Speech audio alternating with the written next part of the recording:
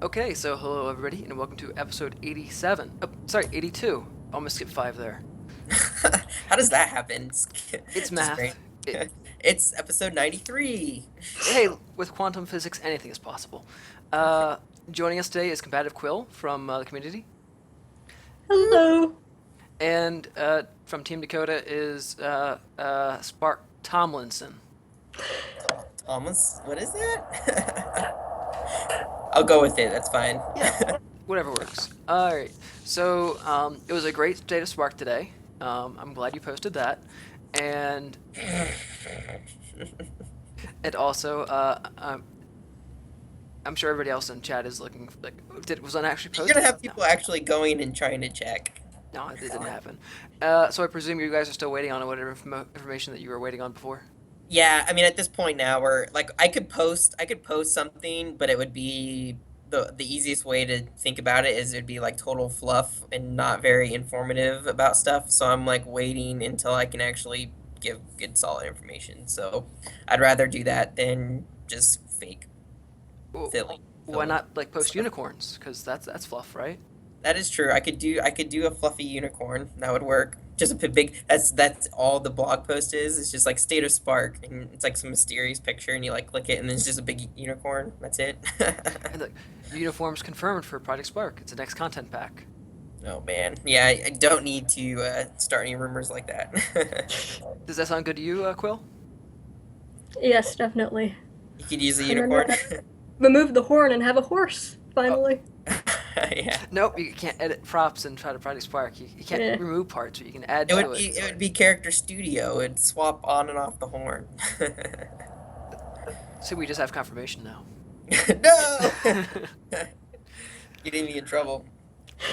All right, so CQ, want to tell us a little bit about yourself, like where you're from and etc.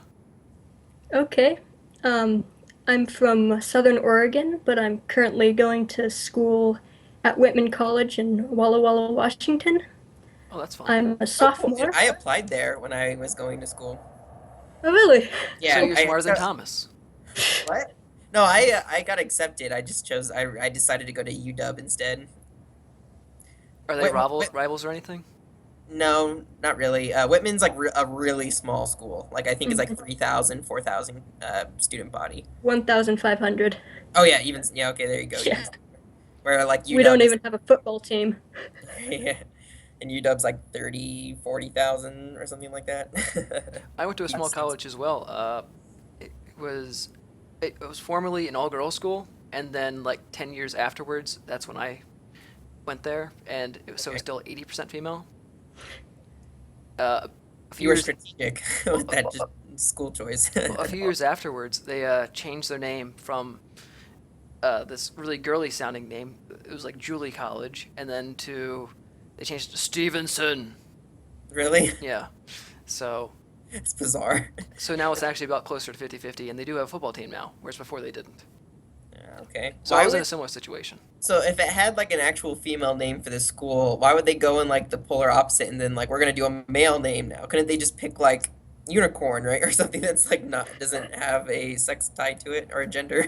I don't know that unicorn is all that masculine or anything but feminine. What are you talking about? There could be definitely some like male unicorns out there. But when you think of like My Little Pony genre stuff, including unicorns, you don't immediately go, wow, you know what? All the tough dudes need to go to Unicorns Unicorn don't have to- University. yeah. But it doesn't have to be like My Little Pony unicorn. It could be like really cool game unicorn from an epic RPG that is, maybe he like turns on fire and I don't know, causes trouble. That's the most common kind of unicorn there is. Exactly. Yeah. Uh, Really easy. I'm really painting a picture for you. So this is like the typical SparkCast, right? Where we start with one topic, then we completely veer off. So we were talking about CQ. So Yes. what We is only it got you're- to one. We got one sentence out of her about what school she goes to, and then we interrupted. So what are you studying there? Game design or? I'm studying theater, actually, although I am in a computer programming class, so.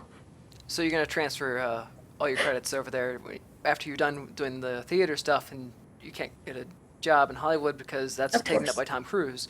That's when you go to programming. Yeah. No, that's Although awesome. With the theater, that's really cool. My wife actually did a lot of theater in high school. She didn't keep doing it when she was in college, but she was really passionate about it then. Thomas, we're doing it again. What are you talking about? No, we're still on theater. We haven't gone too far away. We're still on theater. So do you like so if you're doing that for school, where do you want to take that? Do you see yourself doing more like on stage, like actual performance there, or I'm more of a backstage type of person, so I build things. oh But cool, like a tech. mhm, yeah. Nice. So Well, that'll been always be working on useful. sets recently. Yes. Well, then Injuring Moose, you have a myself. lot of common because you care so much about lighting. Oh God. Yeah. It's Yeah. like half the, all techies that I know, it's just like there's like talking constantly about like the lighting. Yep. So you should be the one that's known for all the remixes having light bulbs in them, not me. Yeah. Although I'm not in the lighting department really, but it's still Yeah. important. So, So do you actually do like the construction of sets then, typically? Yeah, mostly. oh, that's interesting. You That's never really awesome. think. Well, I never really think about that aspect of the theater, except for like when it's done. You're like, oh, that's cool. They got some high school kids to do that for them, or something. 100% chance that Chloe uses a hammer better than I do, or way more like handy around the house. I'm like absolutely terrible. Though you're pretty good with a chainsaw blade gun thing. What? The whatever the weapon's called in Gears of War 3. A lancer? Yeah, that thing. I'm not that good. You should. I'm pretty bad at Gears of War multiplayer, but I have fun anyway. Okay, so you're just for the fun of it guy. Yeah, I'm not. Gears of War can get hyper competitive, and I stay far away from that because I'm nowhere near competitive. But So, what kind of games do you typically play when you're drinking your beverage to quench your thirst? Yeah. Well, I actually didn't really ever get into games until I started Project Spark. So Oh. that's Interesting. so I play some PC games, mostly free ones because I'm broke. But also a few off Steam and cheap ones off Steam that catch my attention. Yeah. Currently, I'm playing Kingdom, which is a Kingdom little what? side scroller thing. Oh, Kingdom is just the name of the game itself. Yeah, That's the it's entire name. it's a pixelated side scroller where you have to defend your kingdom from demons. Oh, well, yeah, as you do. Uh huh. so you're mainly on PC. Is that where you play Spark on then too? Is PC? Yeah. Cool. What I would generally suggest to you and everybody else who's a on-budget gamer, let's put it that way, wait for the Steam winter sales and summer sales because those are huge deals. And then you just Google Steam sales database, and then there'll be a different website that tracks all their sales to let you know if it's a good deal or not and what the lowest price of that game was and that sort of thing. And you Yeah, don't I have to- love seeing the historical low price because then you actually know like relative like how much of a good deal you're getting. Because you're like 50% off, that sounds great. And then you look at that tracker and you're like, oh, their highest is 95% off. And you see Yeah. that it was only a week ago that it was at that price. So, um, and also it has the rating there. So if you sort by the rating, then you also know Yeah. this one's probably okay. Start looking up top, basically. Yeah.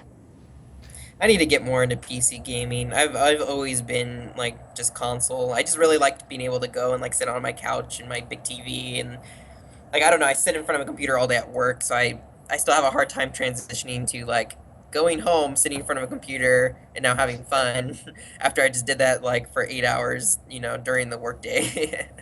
Yeah. So it'd be I don't know but there's so many there's like the indie scene of course is like exploding over on PC and Steam of course and I don't know I need to dig into that more and broaden my horizons. I don't know I still like they're doing a better job about bringing indies to consoles. I'm on Xbox, and they do a decent job with it but I don't know. It could definitely be better. And I still like RTS is like a genre of games that I used to love growing up when I did do PC games, and I haven't played a good RTS in a really long time. I'd love to go back and get back on my keyboard, mouse, and start building units and destroying, other people's towns and having a good old time. Yeah. Absolutely. Right. Yeah. All right, so we have a few more questions actually, for CQ, and I'm gonna pull those up. All right, so you mentioned that you weren't totally into games to start with, but how did you find Project Spark, and like, how did you hear about it, and what was it like your first time using it? Yeah. Well, I didn't really hear about it. I just opened the Windows Store one day and it was featured.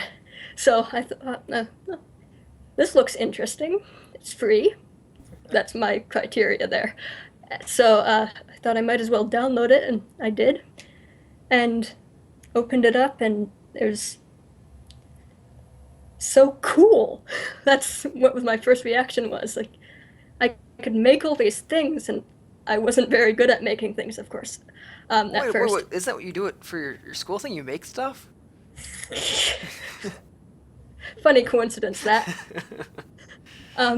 Yeah. And so I really like designing worlds and creating stories and stuff. So it really fit with what I was interested in. So Well, that explains the cityscape, where it's basically just a giant set. yep. Have you thought about crossing the two together, like integrating what you would like to do with your set building and then, like mock it up in Project Spark first? I actually haven't, but that's a good idea. That's I'm what I'm taking for. I'm here for good ideas. a theatrical design Throw class like this one good semester. idea out every 10 you do, but that's okay. Hey, listen, one out of 10 ain't bad because I have a lot of ideas, so that means there's a lot of good ideas. Doesn't It's matter true. that most of them are bad. So, Yeah, I've always thought Spark is like a really good prototyping, like, at least for sure visually, right? Like, it's a lot easier to move around digital assets and, have your little crates and boxes or whatever and like build a stage or something rather than actually go Mhm. out and hammer together and go buy a bunch of 2x4s from Home Depot and go build a set. And that's obviously really expensive too. Hopefully you're working on like, you probably do get like a school budget or whatever to like get, the set Yeah. together. But, no, it's all out of pocket. So, She, these she breaks Yeah, apart her dorm room so that $1,000 sets. you break apart your dorm room and all the furniture they supply you with so you can build the sets. Hmm. Yeah, at the end of the year, they're like coming like, wasn't there like a double bunk bed in here? Nope, it was always a single. Yeah. So, what are you currently creating in Project Spark? I'm actually working on a sort of remake of a Steam game called Spooky's House of Jump Scares. So I'm making Sparky's House of Jump Scares, of course. Mm-hmm. It's a horror game, but it's kind of cutesy, quote unquote, and kind of terrifying too. It's not very serious, and it's free. But so that's why I've been playing it. But I thought, oh, it's a randomized horror jump scare game type thing, so I I can probably make most of this in Spark, so I've been working on that and it's coming along pretty well. So you deal a lot with the uncanny valley to make things creepy and cute. Yeah. So you use the googly eyes, basically. Yeah, I do. I know it. You have to use the googly eyes if you want to do anything that's either horror or silly or both. Yep. Go googly eyes. Those are one of the best props. Have you gotten any of your either friends or what's the word for people of your let's just say peers because I can't remember the actual word for other people in college. Students Students, yes, is a word. that's a word. Classmates. Classmates, that would have also been sufficient. Have you gotten any of them interested in Spark, or have you pushed on them and then they rejected because they don't have the platform? Yeah, I've tried a few times, and there's some people who are interested, a lot of people on Macs, and a lot of people without Xboxes. So that's inconvenient for Spark. So, Yeah. yeah. Not much you can do about that other than say Yeah. you shouldn't have bought a Mac. Hmm. I know that people have tried where they installed a different kind of software that lets you run Windows on a Mac and doesn't work on that version. So Oh, Yeah. Windows Parallels or something. something like that, yeah. Yeah, Boot Camp, I think. That's it, boot camp. Gotcha. Yeah, I've never. I mean, that's never a test scenario, and usually, so the reason why Spark, I'm sure, wouldn't work on that is because of the whole connection to the store, um, and with it's not treated the same way as like desktop apps are, where it's a Windows Store app and there's all these license checks and blah blah blah blah blah, and Other complicated measures. yep. I mean, you get to do really cool things usually you're tied to the store, but of course there's also things that kind of limit what you're able to do with it. Yeah, that interconnectivity seemed to be one of the linchpins of Product Spark originally, as far as what platforms it was going to be available for. And for like what we've talked about in the past about like educators using it and stuff like that. When it's a lot easier for educators to use a desktop app, that kind of thing. I remember Jesse, one of the lead producers of Project Spark, one time saying, "We gotta get out of that goddamn store." So, oh, wait, no, it may not have been Jesse. Let's cover our tracks here. It may have been somebody else.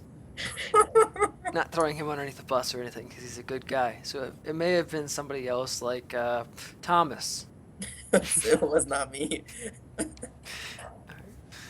All right, so let's go back on track here. Speaking of buses. Get people in trouble. All right, so CQ, what are your hopes and dreams for the future, either Project Spark related or not, or you can go with both? Yeah, my main hope and dream for the future is to be a published author. That doesn't necessarily have anything to do with Spark, but it could, yes. And in Spark, I really hope to improve and actually make more decent games with actual gameplay. Oh. And yeah, and aesthetic stuff too, because I can't abandon that. No, you already got that working for you. Yep. Yeah, your stuff's always really cool looking. Did you see that one world in the featured feed that is like there's like a published book and then they made a Project Spark game like based on it or whatever? That was pretty cool. Yeah, I saw that. Yeah, I think it's like Cloud Shifters or something to that effect. I think it's on Amazon, the book. Mhm. Anyway. Yeah, so it's really cool. I've been talking with it's like a husband and a wife, but I've talked with one of them on Facebook a bit about it, and so it's been pretty cool. They put a lot of effort into that creation, so it's really cool. Too bad they didn't have it ready for launch when there was a big surge of people. Oh, you mean like at October 2014? Correct. Yeah. Yeah. And the book was probably still getting written. But Yeah. missed opportunities. You always like to make fun of me for missing Cliffy B's demonstration at Comic-Con or whatever. Okay, CQ, we'll go with this one. Would you want to be turned into a Spark? It's a community question. Sorry, it's a left field one. Is that apparently it's an overused question too? I'm not really sure. Oh. I don't think we've heard that one before. Oh yes, it's been asked frequently of every guest we've had on the show. Oh, I'm curious on what everybody's answer would be. The answer was we didn't ask it. Well, I think I'd like to live out my life first, and then maybe when I die, be a Spark. That would be a good option, I think. It's a good answer. Yeah, you get some variety that way. And I don't know of anyone. Well, I guess if there was code to turn you off, then there'd be waiting for a Spark to die. But other than that, or destroy, death, what have you. So just make sure you edit out those code tiles before you fire up a Spark. Yeah. Or you don't want to be the evil Spark either, because that one's red. Right? You want to be a blue Spark? Or I could be a green Spark. Change things up a bit. Yeah. We could do that. Oh, this is the best SparkCast ever. Alright, Do you? Alright. I like that option. I think I'd go for being a Spark too after I got to be a human. I do like being a human though, so I don't think I'd want to cut short not being a human to go become a Spark. I have big grand plans. I'd be the creation will. I'm sure you would. That's exactly what you would want to do. You kind of have the ego for it, so. Hello, Spark. It's good to see you again. Oh, What do we have here? no, it's like, oh, Spark. Well, it depends on which creation mode we have. The original one was like, "Oh, hello, Spark," or the new one, "Hello, Spark. It's good to see you again." Well, hell. Okay. Oh, Spark. And he's like, I love, my favorite is when he's like, don't go to Verdia, Spark. And then he just, like, Spark is like, okay. And then just, like, flies to Verdia. He's like, oh, silly little Spark or something. I don't think I ever watched the updated version of that, so that's totally out of my experience zone. Oh, Whatever. you definitely should watch it. One of these days, absolutely never. All right, so 3 favorite community creations, CQ. Okay. So, No pressure. Kind There's of have only a a- bunch of creators watching who are going to supremely be angry. Don't pick them. Just kidding. It's a popularity contest. Make sure you know who wants to win. I was thinking about this morning, and I was thinking, I think my top 3 would be Remembrance. That's not really a game, but like just the animation, Mhm. like Nini Chu. Right. Just the animation is so cool, like how it all works, and I wouldn't be able to do that unless like devoted my life to it. Also, one of the first Project Spark creations that really impressed me with how what could be accomplished in Spark was the Great Mighty Pooh.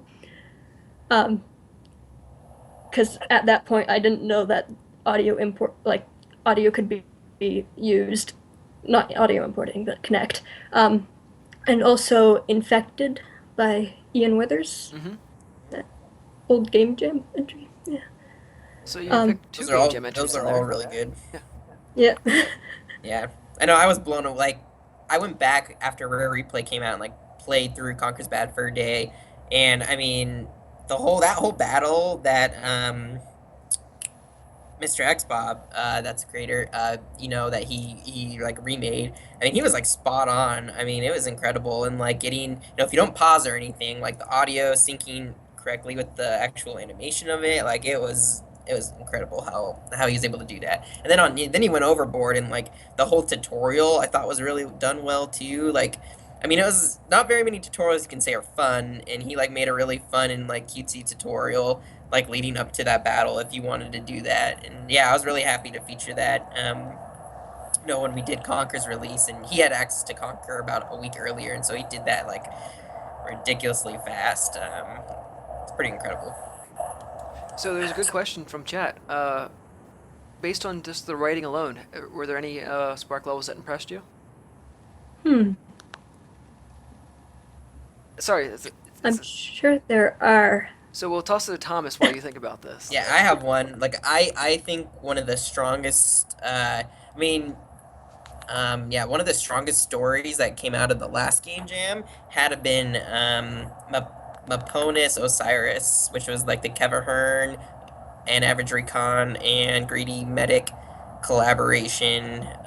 That's the one where you like go into the dungeon, and there's the Codian person that you eventually get as a companion. You go through a series of puzzles and traps and stuff. And I thought the writing on that was really gripping. Like, I mean, without a doubt, like got to the end because I just wanted to find out what happens. And I actually was invested in the outcome of the story, and I think that's a really easy way to tell if you like the story itself. So for me, that one really sticks out. I think it's really easy to draw attention to like Orbit 32 as well, right? That's a very good, strong, obviously. We're just talking great about the second one, not the first one, right? Yeah, I'm talking about Resilience. Right. The first one's obviously really good too, but obviously Resilience is like the masterpiece of where Andrew 2's brilliance that he's worked on forever, or it's kind of all come together or whatever. So really sweet to have that. But all right, that's enough of me. You must have something that I haven't said. You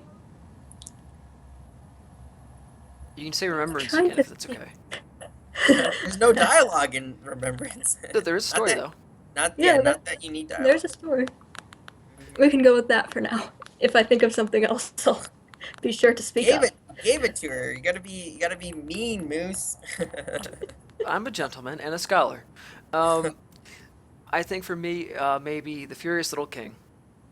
Oh yeah.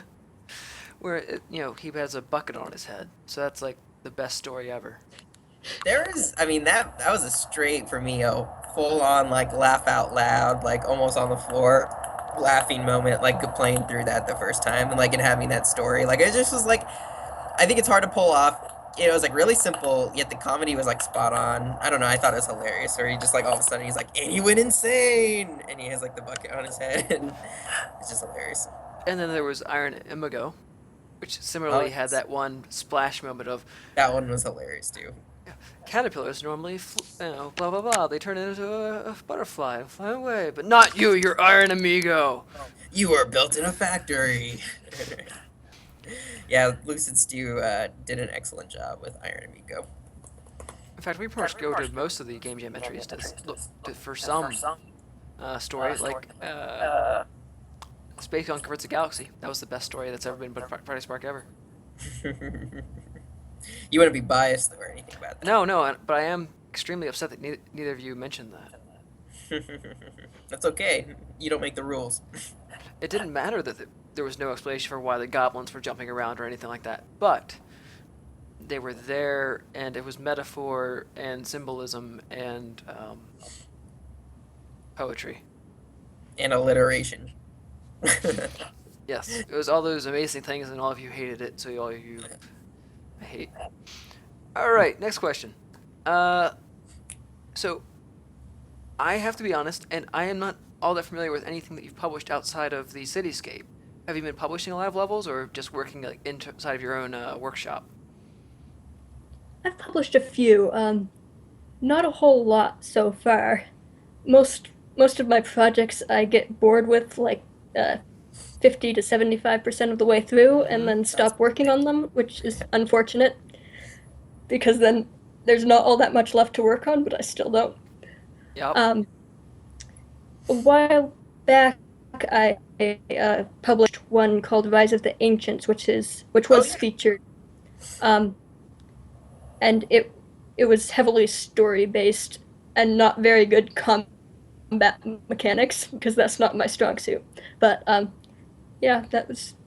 Do you remember? I remember that one, Moose. Do you remember that one? It was pretty. I think it was pretty close to when dungeon stuff came out because you really utilize like the dungeon pack to like do the environment, and you have to go around and there's like keys, and I remember really liking there's that ghost or enemy who like you like look at him and he's frozen, but I think when you turn, you're not looking at him, he like follows you or something. There's like some gatekeeper like that, and I thought that was really cool. I was like, oh, this is so cool.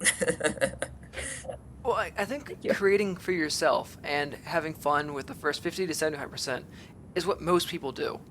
If you're creating for yourself and you're saying, I enjoy doing this part, because it's very fun and very easy to start something new, because then you get to do whatever you want. But when you get close to the end, you're like, I have to do all the stuff I've been putting off because I didn't want to do it. I still don't want to do it. Yep. And I would also argue, like, when you're 75% there on your game, like, that last 25% is really misleading because, like, if you're thinking, like, I want this as high as quality as possible, when it's published and, I kind of only have one chance at this kind of thing, to be in the new and rising feed, etc. Like, that last 25% will probably actually be longer than the time you spend on that 75%. Like, the actual bug fixing and debugging and getting all that other, those final touches on it, it's really, really hard. Mm-hmm. Well, yep. That's what happened with Cityscape, and that's why it was abandoned project. But it was abandoned in the most fantastic way, where it was able to be adapted to the remixes. So, you saw I presume you've seen the remix stream. Mm-hmm. Yeah. Were you there during the live event? Mm-hmm. Yeah. So, what did you think about the remixes, and how great were my light bulbs? Your light bulbs were fantastic, Moose. Yes. Although, it is a really good idea to like put them on those windows, and I hadn't really thought about that. Like usually, I just put ambient bulbs and make things pretty colors that way, but it's a good idea to put them on like stained where glass, light would actually be. Oh yes. Yeah. Light sources are important places to put light bulbs. Yeah. there were a lot of really cool remixes for that. I keep overusing the word cool. Well, That's But cool. listen, Team Dakota That's overuses the phrase super cool, yeah, so you can just use super cool, it's fine. cool. I use super cool all the time. That's just like a when you say Team Dakota, you're just talking about Thomas there. No, no, Super cool is like Claude did it a lot too. Like when I was Oh really? when he was on Nice. stream or when he was in office, he was always, "Oh yeah, super cool." Super cool. I think it's a West Coast thing, but I'm not sure. Maybe I don't know. I mean, we always are talking highly about our creators and their creations, right? So there's amazings and greats and excellence and everything else, but You just yeah. need to open a oh, if I can say the word, thesaurus. There we go. And this next to you, and so you can go.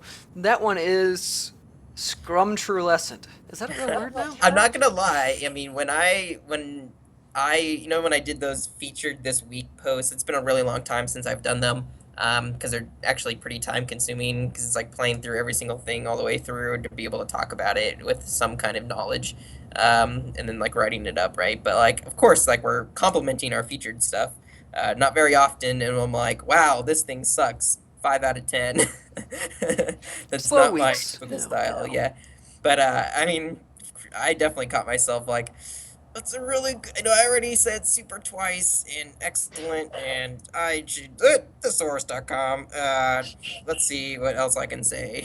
Like, That's I paramount. I will admit to that. Yeah, it's paramount. You start doing like stretches that just don't sound right. Well, I had similar issues when I was doing the Game of the Year posts, and I was Oh, yeah. actually writing up little blurbs like why I like this one. I'm like, I can't write the same reason for two different games. That'll just feel like they were cheated, like they were looking for compliments, and I just copied and pasted. You know, they Oh, spent wait, yeah. months If on you want to that. hear repetitiveness, go watch our like top 25 creations of Spark since launch video. Me and Brian are just like, it's kind of cringy a little bit, but it was fun. Well, the thing is, the creators only care about the part where you talk about their level, right? They don't listen to the rest of it. They'll just be like, "Oh my God, Yeah, he said that really nice things video's, about I mine." mean, that video's now, I think, is over 20,000 views. So it's a lot more than just those creators watching that. So you got to think about everybody else too. Fair point. Fair point. Yep. All right. So I guess at this point we can go into the creative process, and we've touched on this briefly. But generally speaking, do you have a way that you start thinking about a level? Like, what makes you want to start a specific level? Like, and how do you progress through it? well, I should adjust this. Okay. If I have a plan, usually it's more likely to be published eventually. But if I don't have a plan, I start out with a visual, like, if I just want to build something cool out of dungeon props today, so I'm gonna build something out of dungeon props. And then you do. Yes, and then it never gets published. But if I'm really wanting to work on an actual game, I usually start with a character and some mechanics and an empty world and see what I can do with that and make sure everything's working pretty much well before I start building the actual world. Mm-hmm. And that is a lot more of an efficient process than build a thing and then try to make a game that fits around it. Yeah, that would seem a little bit backwards if you made the level first and then said, "All right, well, I need a character that can jump this distance." Yeah. And so when you talk about mechanics, do you talk specifically about the character mechanics or also the game mechanics at that point? Like opening, closing doors in a specific way, because nobody likes to have the doors open the generic way anymore. It depends. Usually it starts out with character mechanics, unless it's, like, for the one I'm working on now, it's not really character mechanics so much as getting to one place to another place randomly. What do you mean random? Through random numbers and stuff. Like, when you reach a door, it triggers a random number generator, and if the random number's a certain number, it goes to a certain other door. So I'm not sure if that was very clear. Sorry. No worries. That's cool. We're putting you on the spot here. So, do you prefer more randomly generated content rather than just specifically laid out content? Usually I do specifically laid out, but recently I've been leaning towards the random generation because then you don't have to have the map fit like in a world. It can just be room next to room next to room, and it doesn't matter how it looks from above or anything, and no one's going to see outside of the room, so Right. might as well be more organized rather than making it actually look like a house. Yeah, because that's one of the things when you're building interiors in Project Spark. If you build them so they have to look good from the inside and the outside, chances are it's gonna be huge on the outside. If you, Yeah. Yeah. yeah. Mhm. This No actually question. reminds me a lot of we were planning to do a Twitch Plays Project Spark 2. We had done it the first time through and it was a mess. Like the final result, I don't even want to look at it. I hope it's not even uploaded anymore because it was just painfully bad. Oh no. And then the second one, we were going to say, okay, we're going to be a lot more organized this time. We're going to make a randomly generated game. We're going to make pre-made rooms and then have them randomly assigned to attach to one another so that when you exit one room, you get to a next room that's random. And that would have worked fine. And it actually reminded me a lot of Ward Andrews' Game Jam submission that was just had, except his was laid out rather than random. But he even said he was going to be doing, originally intended to do random, but couldn't handle it. Anyway, that was a weird roundabout way of me getting into a circle and not having anywhere to go with that. But it happened. I think the whole like random room thing is really cool. Like, I don't know if you guys, either of you would remember this creation, but there was a featured world like called, what was it? It was like 40 Project Spark rooms or something to that effect. I played it on one of our Friday streams, Mm-hmm. and that was not randomized either. But I was Right. like, this is perfect. Like, if you wanted to like go in and randomize something and just like build these, each of these blocks, and then basically, you could do it almost like, if you guys remember like Ocarina of Time in the Lost Woods, where like you like run in and it fades out and then you pop out somewhere, and sometimes it actually takes you to a real connected place, or else it'll like teleport you somewhere else. Mm-hmm. And you can do Yeah. something like that where these rooms are all built with like all these like exits, and maybe it's not even just totally linear. Maybe there's like an exit that's like if you dive through this river that runs through it, and then there's one at the end there or something. But you could like do this really cool like way where they all even, you can even not make it randomized, right? But like one certain link to whatever, but like they don't actually physically have to be on top of each other. You can build them however you Yeah. want, and then it just is, so you kind of have that freedom, but you don't have to worry about an exterior, or it's kind of these small little package sizes. And of course you can even prop stream and do cool things, so you don't have to worry about Yeah. prop counts really either. I mean, it's not even hard to imagine turning it into an adventure puzzle game Yeah, where you right. need to have certain items to progress through certain areas, otherwise they're not available to you, that sort of thing. I like branching and stuff, so like I need to go here first, get my fire ability, then I can go break through this ice over here and get this thing, and yeah. Exactly, and I would even suggest having screenshots of your hand motions being imported into the game to give directions to the users. Nice. I just might all of a sudden this channel, this thing shows up and it's me. Hey, Macarena. Spark Thomas says go this way. Well, we can do the audio import too. Yeah, there you go. We can get the original, what's his name, Jim Cummings, to do the voiceover for it. Spark Thomas says you can go that way if player. you want to. Go this way. This place is in trouble. He doesn't emote that much, no. This place is in trouble. Yeah. Oh, he's never I gonna guess work with he me doesn't again. really do the I'm making this like sound, and he doesn't really do that. He does this like he just like Spark. That's like his sound.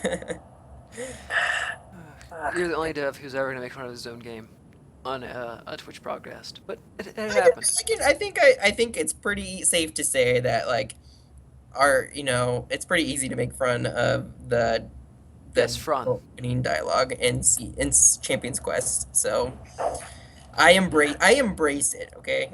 All right, so CQ, what do you think about winning the Pooh voice, doing the the creation well. Is that your thing? Interesting choice. Um, Yes, very interesting. eh. um, Who would you have had do the creation well voice? Morgan Freeman. That would be a good one, yeah. Yeah. Oh, Would you hello, like Spark. to- this is the Morgan Freeman. I would have gone with Billy West because he did the voice of the god Nebula in Futurama. Mm, When you do something right, it's almost like you've done nothing at all. If you remember that episode. I don't. I was not an avid Futurama person. Okay, so Spark Thomas is no longer welcome on the SparkCast. Our full-time host is going Sorry. to be. CombativeQuill. Oh yeah, sure. CombativeQuill, you're available every week, so you've just been hired into Team Dakota. Okay. I'm sure you're going to enjoy the nice salary increase from 0 to whatever Thomas is making. You're not going to enjoy it that much. And Thomas, you're going back to college. Great. But you're married, so you can't have any fun. That's true.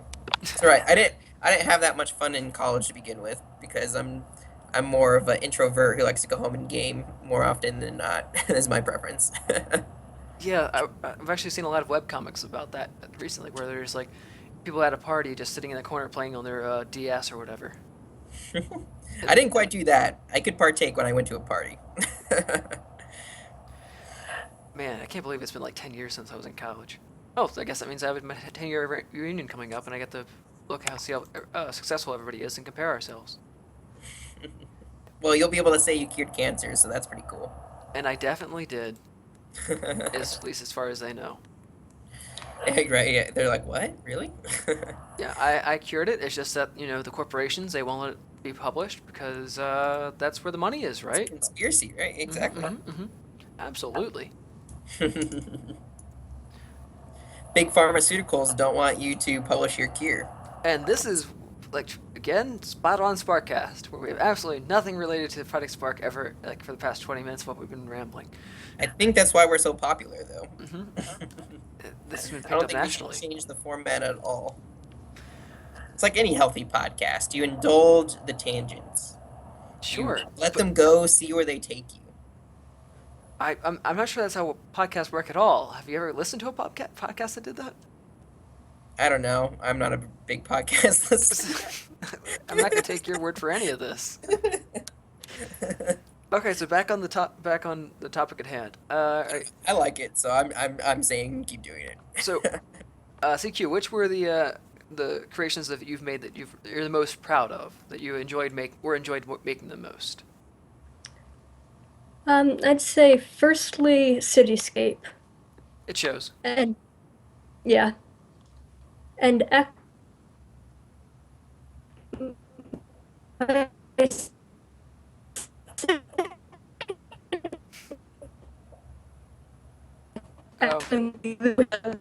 You're lost you for a definitely breaking up for me. I don't know about for Moose, but Yeah, we went the chipmunk voice for a second. It was kind of amazing. Okay. so you'll have to repeat that whole thing, starting with I think you're about to say ancient, Rise of the Ancients, but I couldn't hear anything else. My second We're good. My second favorite of mine, I think, would actually be Roots, which I did for the remix stream. Oh, cool. Even though it was only a week's worth of work, I feel like I accomplished a lot. And my third would be Rise of the Ancients.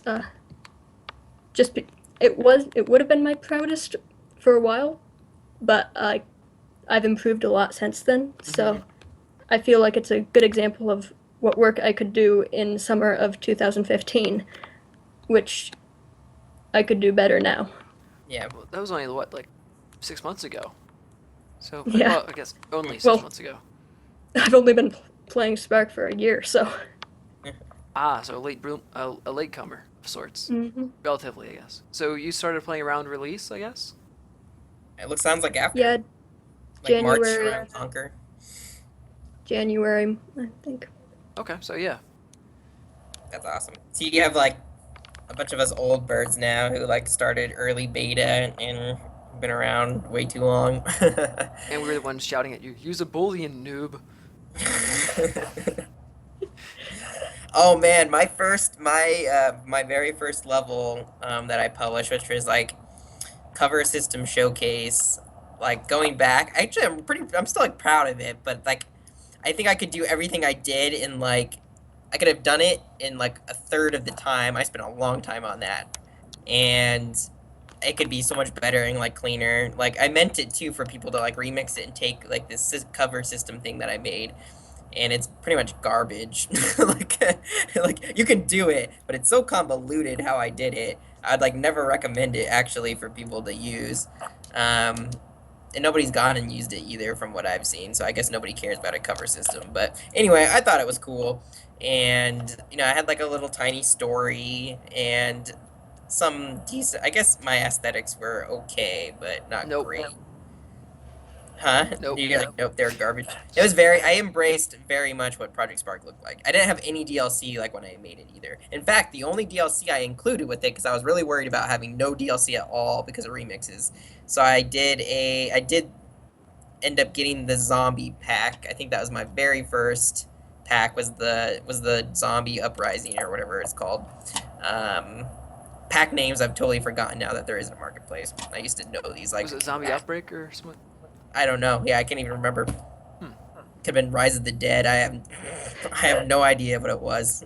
Probably had alliteration because we liked alliteration. Mm-hmm. A lot of alliteration. Yes. And but yeah, I like looking back. It's always like, man, I could have done it so much better. But I know it's been a really long time since I personally have created like Project Spark stuff for myself on my own personal account because I'm using it all the time at work. But And even when you're at work, you don't create because we saw that firsthand with the game jam where it's still sitting there unfinished. oh well, I mean, I did those during the streams, but like you can only accomplish so much, and like I only streamed it twice, so I only had 2 Absolutely. hours of working on it. Yep, and I think an Brian was average counting like, on you. huh? Brian was counting on you, and you failed. Oh, I think he was fine. Me and him have reconciled. Okay, let's move on from that. So CQ, back when He's secretly super angry at me. Just kidding. I'm not so secretly, he talks to me daily. CQ, back to the remixes that were done of your level. Which one stood out? Do you think the most to you? I think Beefcake Buys was the most unique of them, with the The snow. addition of the snow, the terrain, the Yeah, new the concept. snow was very noticeable. Mhm. I mean, like what he. I also Oh, sorry. I was just gonna say like the whole he like he was able to do a really good job of like just dropping all this terrain on top of everything you did and like not ruin stuff, which is pretty incredible. I think. I don't know. I was really surprised that he was able to just like generate this whole like cube, this thing on it and not destroy your creation. It worked better than I like in my mind it would work. I didn't know it was I even just- possible. Yeah, exactly. Like I thought you would break everything if you did that, and he was able to like, no, you do that, and then you can choose to erase that only particular terrain or whatever, and it turned out really wonderful. A delightful surprise. Amazing, super cool. Tremendous, scrumdiddlescent. Yeah, that's one of Um, my Thursday streams. That was one of my favorites. The other ones that were made were a murder mystery of sorts, yeah, that one was nice. and then Was that there, Jason? I Who made that one? can't remember. It wasn't like one of the regular usual suspects. Yeah, it was definitely somebody new who joined it, and that one was really cool. I really enjoyed that. I hope that creator continues to do the Thursday streams because I really thought the murder mystery thing was sweet. Like I like had a little paper notes and I was like, oh, okay, trying to figure out the riddle or whatever. It was fun. You keep asking people to do gameplay, and he is someone who actually did gameplay for one of these. Whereas me, Yes. I'm just like Instead of light just doing, bulbs. like, Throw more Yeah. light bulbs at it. my favorite. I think one of my favorite things so far too is like, it was I think Silent Infantry, right? And I didn't notice the snow on the stairs, and that was when we were remixing 3052 Space Marine. And like I didn't point out every single difference, and there's like all these tiny changes. I'm like, how would I know? And he like made this like picture. You missed all of these Yeah, things. he like circles. He's like, see, look, there's snow right there, before and after. How did you not notice the snow right there? I was like, but it's hilarious. I thought that was so funny. And the other one was the absolute insanity that is Eddie, Yeah. who Yep. brought in his code of color type stuff to destroy the city in ways. Of, All the hallucinating, yeah. There was a cool intro, if I remember. He like did an intro to it too. he also And then did a really good somebody made the screenshot. train rideable. Sorry, somebody made the train move. That was cool. Hmm. I think that was the same one that did the murder mystery, but I can't Yeah. remember. Hmm. And so, have you worked on the remix for this week? I haven't actually. Okay, get the tar and feather. Yeah. Tear. There's a tear. I Are you work until planning on to? 5 tomorrow. So I An don't hour? I can't watch the stream Oh wait, live. that's So right. it's- Your Pacific time. That's right. Yeah. Yeah, she's in Oregon. She's on my time schedule. Same as Washington. I'm only probably like, well, actually, you're going to school